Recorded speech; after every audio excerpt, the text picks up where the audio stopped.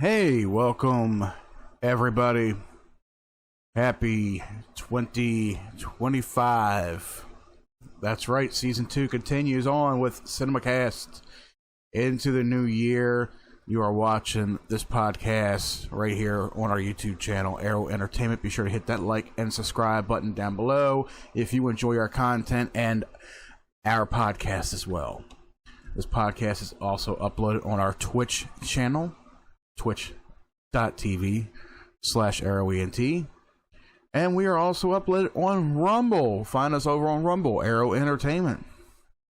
So, kicking things off right now with the newly released remake, which released Christmas Day of 2024. The newly released of Nosferatu. Nosferatu, that is a story that has been around probably since the late 1800s, basically. Well, Nosferatu was inspired by the 1897 novel Dracula, so there is some similarities between the two, but a sort of different story in a sense, different vampire all as well. Nosferatu is a 2024 American Gothic horror film, which is written and directed by Robert Eggers. Now, Robert Eggers is a unique film director, and he's only directed just a small handful of movies, such as The Witch, The Lighthouse, and The Northman. Now, I didn't hear about The Northman or The Lighthouse, which released in 2019 and 2022. But I did see The Witch. Now, The Witch is considered a folk horror film. I watched that movie. Now, that kind of movie right there, it has different audiences to it. Different audience of moviegoers or horror fans will enjoy it for what it is. I personally, and this is my personal opinion, so don't get too offended by what I say, I quite didn't like it. I wanted to like The Witch, even though it is a good movie. It's holding a 91% rating on Rotten Tomatoes, but to me, I found it boring. It was just boring. I wanted to watch it from beginning to end. I mean, the movie it's only 92 minutes long. It's an hour and a half. And, I figure, okay, it's about a witch. It takes place in 1630s New England for that movie. But for some reason, I just couldn't get with it. I watched it, and I was just like, nah. But there is a certain audience out there that appreciate art like that. And movies like that are a work of art, when it comes to The Witch. Now, this director, he also directed some short films, and he was a production designer on a few movies. Well, short films and a couple documentaries, from what I see. But yeah, he doesn't have quite the extensive library of movies. But now, he took on this project for Nosferatu.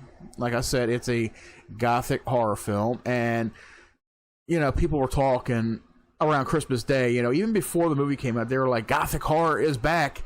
People appreciate Gothic horror.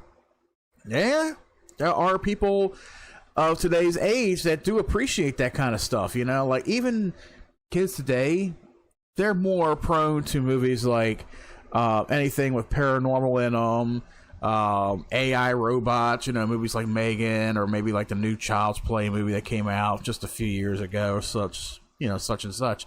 Or, people in my age group look for like the serial killer / monster fests, like Michael Myers, Freddy Krueger, Jason Voorhees, even some new ones. Like right now, the biggest boogeyman out there is Art the Clown from the Terrifier horror trilogy, which is supposed to have one more film coming out.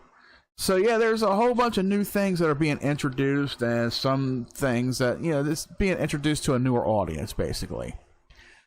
it's like, what can you do with horror that hasn't really been done within the last, what, 120 years, maybe 130 years, something like that? Yeah, the cinema's been around since the early 1900s, maybe even before that.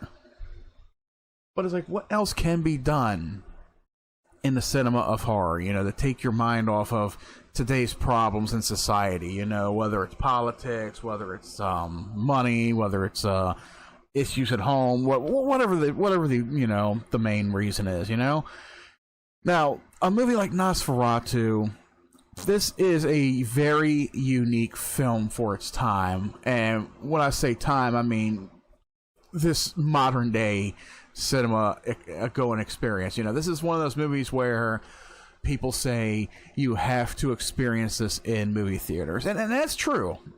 I will say that is true. Like certain movies, you could just sit on your couch or lay in your bed at night and just watch a movie on Netflix, and you either get scared or you're like, whatever. There's just something about going out to a movie theater to see a work of art like this and having a completely different feeling to it. But like I was saying, depending on what your preference is of movie going, you have a different vibe about certain movies depending on where you go. You go to see a movie in a movie theater with a bunch of others, whether it's if it's a comedy, people are laughing out loud. If it's a Marvel-based movie, you got people that are cheering on or crying or booing or whatever. Horror movies, it has a different effect in a sense, unless you got some idiot out there who tries to ruin it for everybody. Now, this movie, I will say, some people of the new age group, the alpha or beta age group, whatever they want to call themselves now, will probably look at it as being like bland and boring. Maybe not just because of the storytelling behind the movie, but just by the way it looks. Just by the way it looks. It has a very monotone feeling to it. It's not very colorful. Yes, there is color in the movie in certain areas, but I feel like from what I've watched, it almost kind of feels like the original 1922, where you had different monochrome colors in different scenes, whether it was blue, beige, black and white, yellow, whatever. It's almost that kind of feeling here. Like I said, there are some areas where it is color. So it's not completely like black and white, but there are scenes where it feels like, yes, it is black and white, or, black and gray, whatever, whatever your preference is. So it has that slight feeling of how the original came to be, how the original originally was.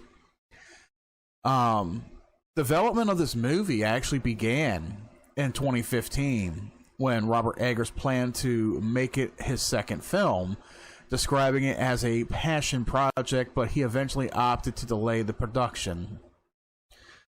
So this movie has been in production just about almost 10 years. Almost 10 years. He began it in 2015 and released just 5 days before 2025. This movie stars Bill Skarsgård as the titular character, Count Orlok. Now, Nosferatu, the name Nosferatu, like, I've never really seen the original movie. I know of its premise. I know what the Count looks like. I know there's like 2 or 3 different depictions of this movie, throughout the last 100 years. But I never understood what, I thought Nosferatu was the name of the vampire. But, yeah, the vampire's name is Count Orlok, of course, and in the original 1922 was played by Max Schreck. And of course, if Max Schreck doesn't ring a bell, well, if you're somebody who grew up through the 90s, like me, I'm a 90s kid. I was born in the 80s, but I'm a 90s kid. I grew up in the 90s, era. Max Schreck was a character in the movie Batman Returns. So I was just literally reading up on something like that.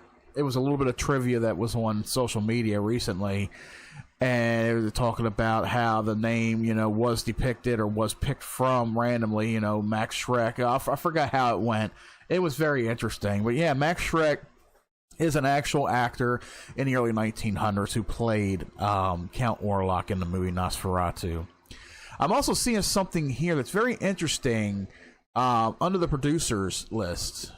Christopher Columbus, or Chris Columbus, filmmaker, he actually had a hand in the production of this film. That is interesting. If you don't know who Chris Columbus is, there is a slew of films that he had directed, produced, or written from the 80s on up. He wrote the screenplay for Gremlins. He wrote the screenplay for The Goonies. He directed movies like Home Alone 2, Mrs. Doubtfire, 9 Months, Stepmom, Bicentennial Man. He even did a couple, the early Harry Potter movies. Sorcerer's Stone and Chamber of Secrets. He did Christmas with the Cranks, produced that, and a few other movies as well. Now, his name is not on the production right there, but producer only. So he did produce only Nosferatu, which is the most recent one he did. And he does have a movie coming out this year called The Thursday Murder Club. That he directed, produced, and wrote. Oh, God. Trying not to be political here, but I just came across something on Chris Columbus. He endorsed Hillary Clinton in 2016. Well, how did that go for you there, buddy? But it is what it is. But I just find that a little bit interesting right there, because I don't know any of the production team on this movie, but then I see the name Chris Columbus. I'm like, okay, that's pretty cool. Chris Columbus, this is a guy who had his hand in movies like Home Alone and such. You know, he almost directed, or he was going to direct the movie Christmas Vacation, but him and actor Chevy Chase, they got into on-screen feuds during the set. And he told, the production team, he told the director, he told everybody, he said, Chevy Chase is one of the most difficult people to work with in Hollywood. So he left that project, and John Hughes put him on another project, which was Home Alone. So there was a different director for Christmas Vacation, the one that you see now. But Chris Columbus, he was starting director on that film. And, he went on to doing Home Alone, which was a big Christmas hit. And of course, speaking of Christmas, yes, Nosferatu released on Christmas Day, 2024. So, yeah, this movie it stars Bill Skarsgård. You don't know who Bill Skarsgård is. To the younger, moviegoers, they've seen him as Pennywise the Clown in the remake for Stephen King's It. And he's a decent actor. Dude's 34 years old. He's younger than me. What all has he done? I only known him in just a few things. Okay, he played Zeitgeist in Deadpool 2. He was Pennywise in Stephen King's It. Atomic Blonde, that was one movie I thought I wanted to see, but I never got around to seeing it. He was in the movie Barbarian. That was an interesting horror movie right there. He was also in John Wick 4. He was in the recently released and remake of The Crow. I already did a review on The Crow if you guys want to go check that out. That's in the playlist for Cinemacast Season 2. But then you got other... They're not really well-known actors to me, like Nicholas Hoult and Aaron Taylor Johnson. Lily Rose Depp, Johnny Depp's daughter, she has the main role as the main woman who Count Orlok has an affection with, who it kind of has a what you call it, it's almost like they sense each other. They have this sort of attachment, which is typical in a classic vampire movie, especially like Dracula, where the main count has an affection for the wife or the lover or whoever it is in the movie. So yeah, she is the one that has some kind of sixth sense, that she could feel him, she could sense him basically. And of course, Willem Dafoe was in this movie, and I gotta say, like, with Willem Dafoe, everybody looks at him as like, oh, this is a really top notch actor. His performances are top notch and over the top. To me, I feel like there's a little bit of cringe with Willem Dafoe's performances a lot here recently. He was just in the movie Beetlejuice. That's another movie I did do a review on if you guys want to check that out. But yeah, he was recently in the movie Beetlejuice. And I don't know why they added him to that cast. He really brought nothing to the table as just a very cringe throwaway character added on. But they pretty much turned that movie into like a cartoon-based movie, based off like the cartoon, in a sense. But Willem Dafoe's performances, they used to be top-notch. Excuse me. Back in the 90s and such. He was even in movies like the Boondock Saints. I remember seeing that.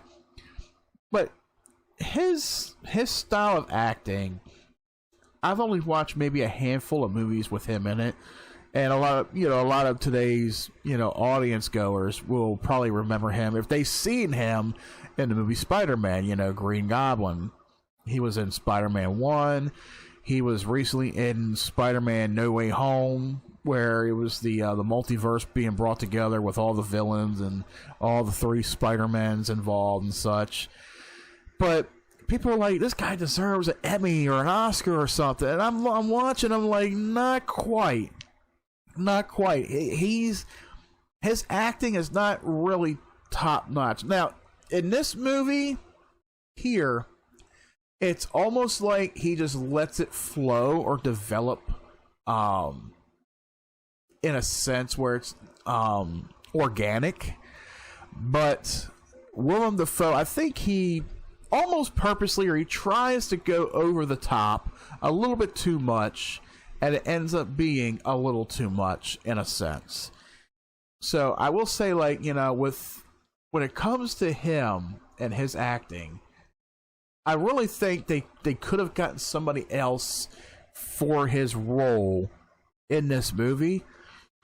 But then again, like, if he would have toned it down just a little bit and not tried too hard, he could have been at least 90-95% perfect for this role.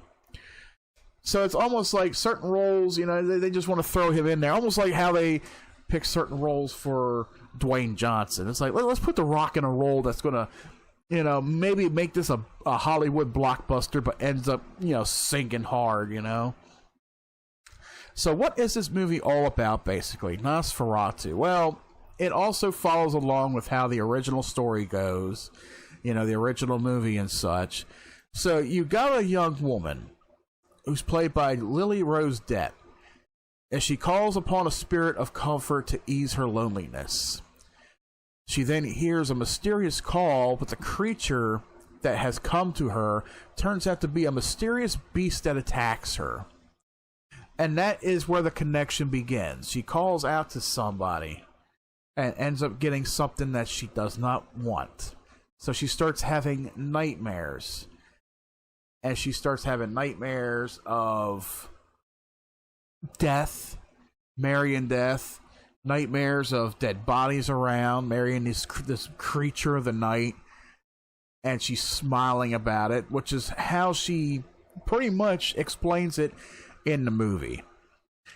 But, of course, how this movie goes, and if you've seen the original Nosferatu, you probably already know how it goes.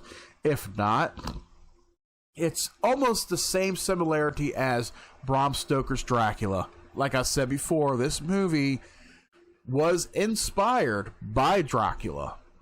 So we'll find some similarities between that. Only there's just different characters, different character names within this movie, especially if it is a novel. Just the story alone, it was inspired by Dracula, but it's different in a sense. So it's like, it's not trying to copyright it or anything or rip it off for any of the story, but it's just about as similar.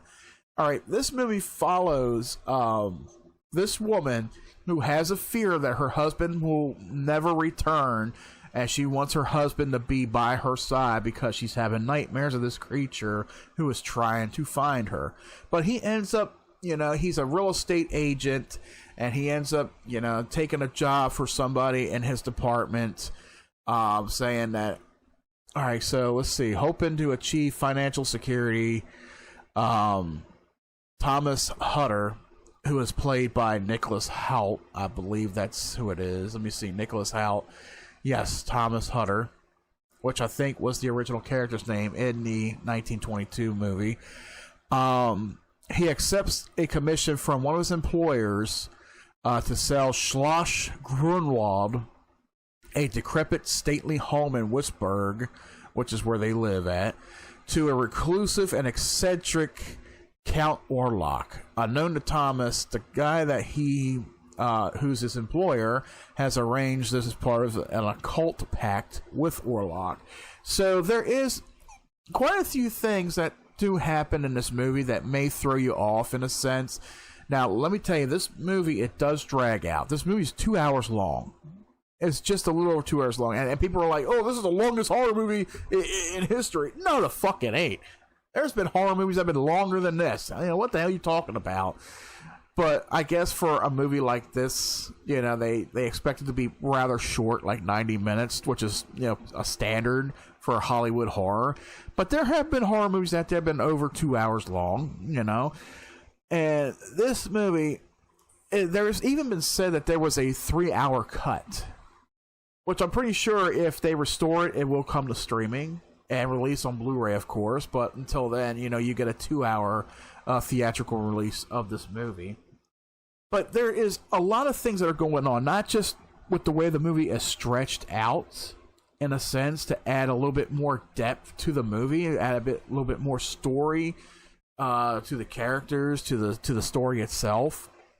But there's a few things going on, and of course, one of them is there's an occult that is related to Count Orlok, that does bidding to Count Orlok in a sense. So there's references of occults. There's a reference of a demon, which is I don't want to say it's like paranormal wise, but let's just say the woman, the main woman Ellen, played by Lily Rose Depp. It is said that halfway through the movie she ends up like possessed. She's speaking through Orlok is speaking through her in a sense. And just out of nowhere, you got Willem Dafoe's character who pops in about, I don't know, maybe about a third of the way or almost halfway through the movie. He automatically knows what's going on. It's a demon. It's the Nosferatu demon. Like, Nosferatu demon. Okay, that's where Nosferatu comes in. It's the Nosferatu, which is said to be a demonic vampire which brings the plague of death. Basically, that's how it's explained in the movie, and I even had to look it up too. And it's like, okay, so I guess that makes sense. The Nosferatu is not the name of the vampire; it's the name that is describing what the vampire is. It's a demonic vampire that possesses, and it also brings with it a plague of death. Which in the movie, of course, the plague of death is a bunch of rats that he brings to his town when he moves in. And the rats just start to, just decay and chew on and attack, the residents of this village. So the movie basically plays off as, okay, you got this guy, he travels out to meet the Count, to sell him the property and such, and he learns that this guy is a vampire, and he manages to escape. He is wounded, of course. He manages to escape and try to make his way back into town to protect his wife and such. But, there was a deal that was already made by this, real estate agent. So now Orlok is traveling, making his travels across the seas on the Demeter. And that is another thing. I think I did do a movie, talked about the last voyage of the Demeter, I think it was called, where the movie is basically his travels on this boat, and the crew don't know what they're hauling, and of course he wakes up and he ends up killing off the crew. The boat ends up crashing onto the shore. So if you want to see the whole, what goes on you know, while he's on the boat, watch that movie, The Last Voyage of the Demeter, I think it's called. Don't quote me on that, but yeah, that came out actually, I think, a year ago. I think it did come out last year or 2023. I can't remember, but that was a really good movie. So I would say, I want to say it serves as a prequel, sequel, whatever to this film, but it has really no relation in a sense as being a sequel or a prequel. It's just a movie within its own. But let's just say we got 2 Nosferatu-based movies back-to-back within the last couple years. So the Last Voyage of the Demeter, or whatever it's called, check that out. But yeah, this movie, you know, it just depicts it. If you see Nosferatu, then you know what the story is. You know, Orlok makes his way. He's got his property, and then you got this guy who breaks out of a mental institution. Who the hell was it? I forgot who it was. Knock. Yeah, Knock. He was an owner of the Knock brokerage firm, and he was a devoted servant to Count Orlok. He was the one that employed Thomas in the purchase of the sale of the Schloss Grunwald after making a secret pact with Orlok. He suffers from delusions that force him to eat living beings. So this character, he was based on Bram Stoker's character Renfield. So there are, like I said, there are some similarities between Nosferatu and Dracula. Dracula, you had Renfield. This one, you have Knock. You had Count Orlok. You got Count Dracula and such. So that's, I guess, to sum it up, not trying not to be comical about it, but let's just say Nosferatu is like the Walmart Great Value version of Dracula. That's basically what it is, you know. So this is just a different depiction on Dracula, you know. And there's really nothing too much to really go into with this movie plot wise. You would have to see it for yourself. But I will say, like, off the top of my head, after viewing it once, so just the look of Count Orlok. If you've grown up watching the movie, or you know what the vampire looks like, the bald-headed vampire, you know, draped in black with the long fingers, it's almost kind of like you expect to get, but not quite. This is a different take on Count Orlok. Because let me tell you something, Count Orlok never had a mustache, okay? I don't know where they went into to making this, you know, making him look so monstrous in this movie, so decrepit looking. Yes, there is a couple scenes where you do see him kind of naked, you know, but it's a sexual movie, you know. I mean, it's not sexual themed, but when it comes to a vampire movie, you do expect maybe some erotic scenes in it, but that are not too long and not too graphic. But yeah, just the overall visuals for Bill Skarsgård's character is like, what the hell? Like, they couldn't just go with something original. I mean, yeah, well, just go with something that already works. But they did go with something that's a little bit original. That's what I was trying to say. Is his version is a lot more monstrous. Like the original Count Orlok, he must have stood like, I don't know what, 5 foot something. You know, he wasn't even 6 foot tall or something. I don't know. But they made this Count Orlok look to be kind of monstrous in a way. Like, he's over 6 foot tall. He wears his big ass coat.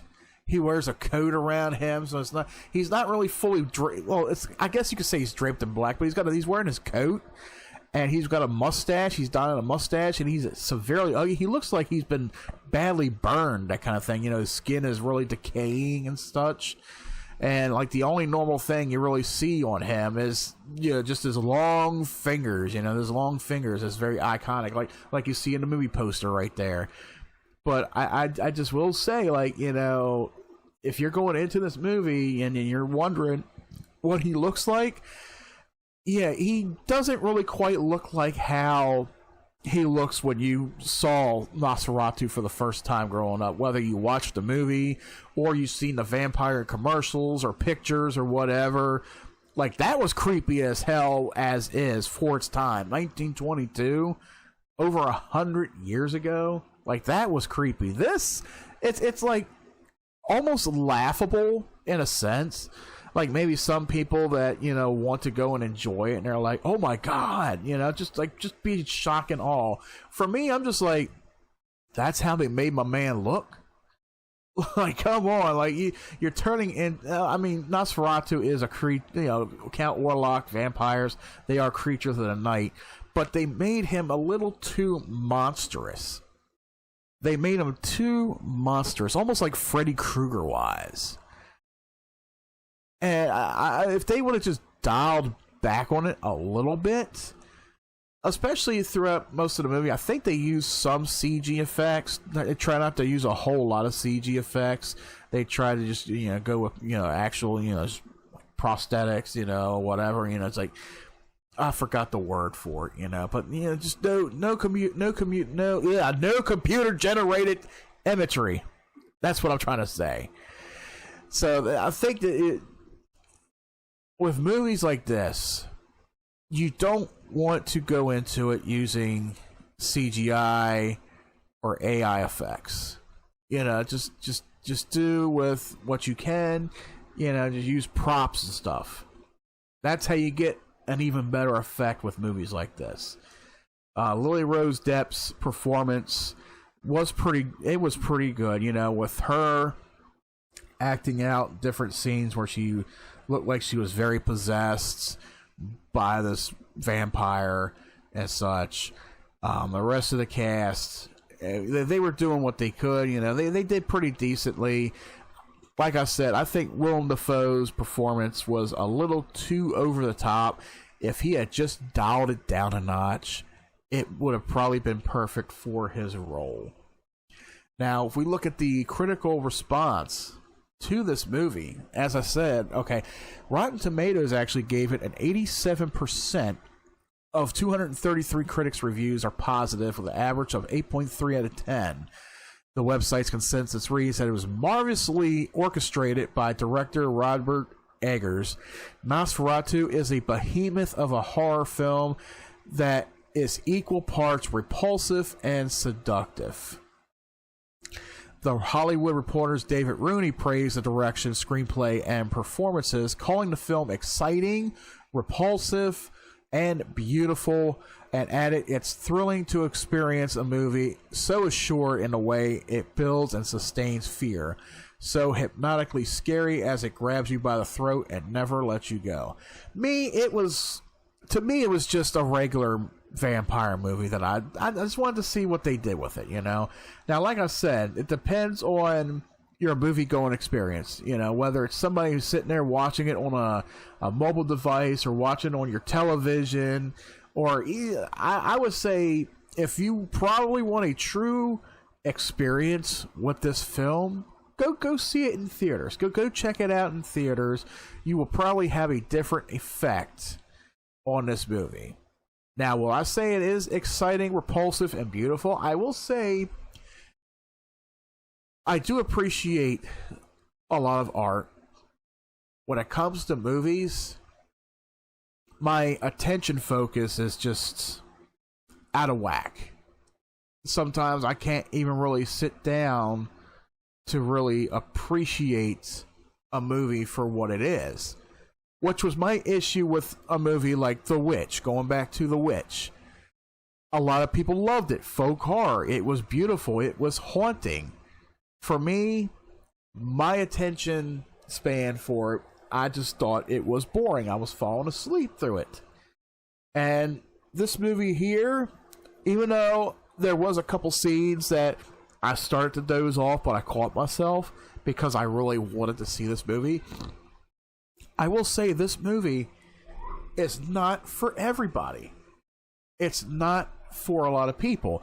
If you can't take a movie for 2 hours and it just drags out, if you're not into the story, if you're not into the character development, if you're not into what the movie is really bringing you the atmosphere, that sense of excitement.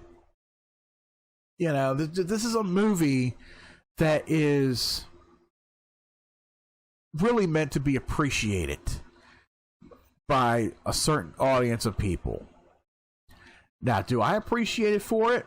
If I went to the movies and saw this, I would have a different experience than just sitting somewhere watching it on TV or whatever. You know, it would just be a different overall experience. IndieWire's David Ehrlich similarly praised the movie, or praised the direction and singled out Depp's performance before stating that, like all Eggers films, of which Nosferatu is the richest and most fully realized, it draws a spellbinding power from the friction it finds between historical, social wars and the eternal human thirsts they exist to keep in check. And I don't really see too much of a negative review here. Filmmaker David Lowery named it one of his favorite films of 2024, saying that Robert has made a vampire film steeped in woe, but I can only imagine how utterly overjoyed he was to be making it. Who knows if he was actually laughing behind the camera, but it's pretty hard to hear him, or pretty hard not to hear him all the time. And the joy, imagined or not, is vicarious. Filmmaker Sean Baker similarly praised the film's writing. It's going to be very hard to beat Nosferatu for my favorite film of the year. Must see it on the big screen. Eggers' direction is masterful, and Lily Rose Depp and Nicholas Hoult deserve Best Actor nominees. Glorious cinematography, score, production design, and editing. My God, this is an incredible film. And I will say it is too. Like I said, you would have to really appreciate the art of what is being brought to you with this film and how it's brought to you. Now, I would probably see it again, but I would rather see it in theaters. I would rather go to a movie theater and actually want to experience it just for a second time. And I may get the same effect, or I may get a different effect. But movies like this, you know, this is a work of art. It's a brilliant masterpiece that came out at the end of 2024, and people can experience it here soon. You know, if you watch it on streaming, or if you get the physical copy on Blu-ray or DVD, whichever. I will say, you know, if you appreciate art, if you appreciate movies like this the way they are, go to a movie theater at least once and check it out. But like I said, this kind of movie is not for everybody. It's not for everybody. There's an audience out there that may find it boring and fall asleep. There's an audience out there that may appreciate it for everything overall. The score, just the cinematography, everything that goes on with this movie. Yes, I had a couple minor complaints, like Willem Dafoe. Willem Dafoe, if he just brought it down a notch, it would have been perfect for his role. Bill Skarsgård, I will say he did a pretty fantastic job as Count Orlok. Now, yes, like I said, they made him look so monstrous in this film. They could have toned that down a little bit, you know, but I guess they want to give you some kind of shock value on how the creature looks. It's like, okay, vampires do evolve over the years and decades, you know, how we view vampires. So it is what it is. I mean, look at Dracula. Look at how many different depictions of Dracula we had over the last 100 years. You know, you could go back to Bela Lugosi. You could go back to the Hammer horror films. You know, Christopher Lee and all. You could go back to them. You can go back to the 1994 Bram Stoker's Dracula with oh God, what the hell was his name? Oh shit, I forgot his name. Who played Dracula in there? But yeah, there's different depictions of Dracula, just like there's now different depictions of Count Orlok in Nosferatu. Now, what's my rating on this movie after watching the first time? And I will most likely check it out a second time in the theaters. I will say I can be up there with the critics and give this movie an 8.5 out of 10. Nosferatu for me will get an 8.5 out of 10. This is truly a work of art. Yes, for the time, yes, I was falling asleep during certain segments of the film. That's because I was tired and I was watching it. Maybe that's another reason why my view on it is the way it is. So I would have to be like fully awake and very focused on the movie itself. So I will say, like, just if you're into this kind of cinema, be very focused with it and you will definitely enjoy it. So yeah, Nosferatu for me gets an 8.5 out of 10. And that concludes today's episode of Cinemacast, guys. Thank you so much for watching.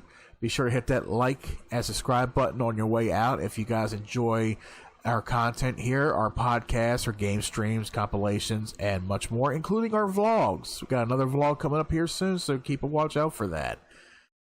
And guys, go see this movie in theaters. What do you guys think about it? Leave us a comment down below. And until next time, guys, we'll catch you right back here at the cinema.